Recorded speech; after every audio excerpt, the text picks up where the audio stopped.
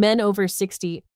I'm about to share something that might sound unusual at first. In fact, when most people hear it, their first reaction is disbelief, because it involves something you already have at home, something you use every single day, and something you would never expect to be connected to male performance at all: your toothbrush. Now, before you jump to conclusions or dismiss this completely, stay with me for a moment, because this isn't about gimmicks. And it's definitely not about doing anything inappropriate. It's about how your nervous system works and how certain types of stimulation can activate very specific responses inside your body. Here's what most men are never told. Your body has built-in pathways that control circulation, sensitivity, and responsiveness. These pathways don't disappear with age. They just become less active over time, and when they're not being stimulated correctly, the signals become weaker, slower, less noticeable. But here's where things get interesting. There is a small area in your lower body that acts like a communication hub, a place where important nerve pathways pass close to the surface.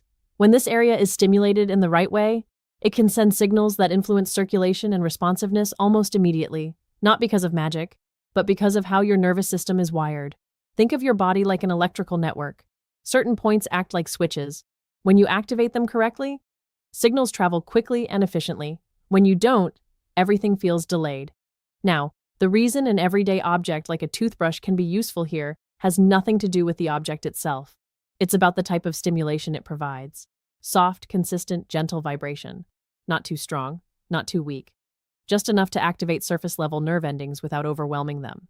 But before we talk about how to use this properly, there's something important you need to understand. Most people who try techniques like this get it wrong. And when they get it wrong, they assume it doesn't work. The biggest mistake? Too much pressure. When you apply excessive force to sensitive areas, your body doesn't respond better. It actually does the opposite. It becomes less responsive. That's why gentle, controlled stimulation is far more effective than aggressive movement. The second mistake is duration. More is not better. In fact, doing something for too long can reduce the effect entirely. Your nervous system responds best to short, focused input, not prolonged stimulation. And the third mistake?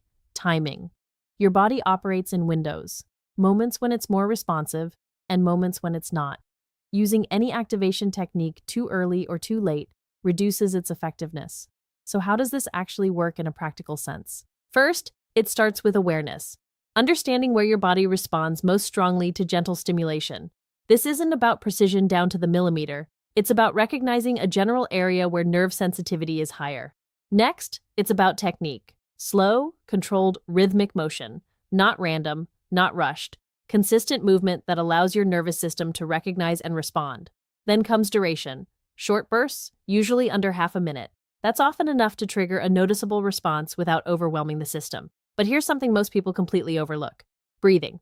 Your breathing pattern plays a major role in how your body responds. Slow, deep breathing activates a different part of your nervous system, one that supports relaxation and natural responsiveness. When you combine gentle physical stimulation with controlled breathing, you're working with your body from two directions at the same time: physical input and internal state. And this combination is what makes the difference. Not the object, not the hype, but the way you're engaging your body's natural systems. Some men notice subtle changes quickly.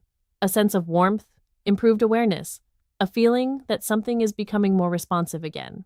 Others notice it gradually over time. And that's completely normal, because your body isn't a machine you switch on instantly. It's a system that responds to consistency, to repetition, to the right kind of input over time. Here's the important part. This is not a replacement for overall health. It's not a shortcut, and it's not a miracle. It's simply one small way to reconnect with systems that may have become less active. The real results come when you combine this with better habits. Movement, sleep, hydration, stress control. All of these play a much bigger role than any single technique ever could. So if you're curious, approach this with the right mindset, not expecting instant transformation, but paying attention to how your body responds.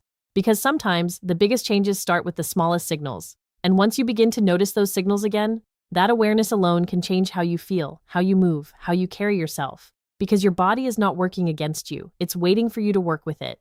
If this gave you a new perspective, take a moment to think about it. Sometimes the most unexpected ideas lead to the most interesting discoveries. Take care of yourself, and remember, your body always responds to attention.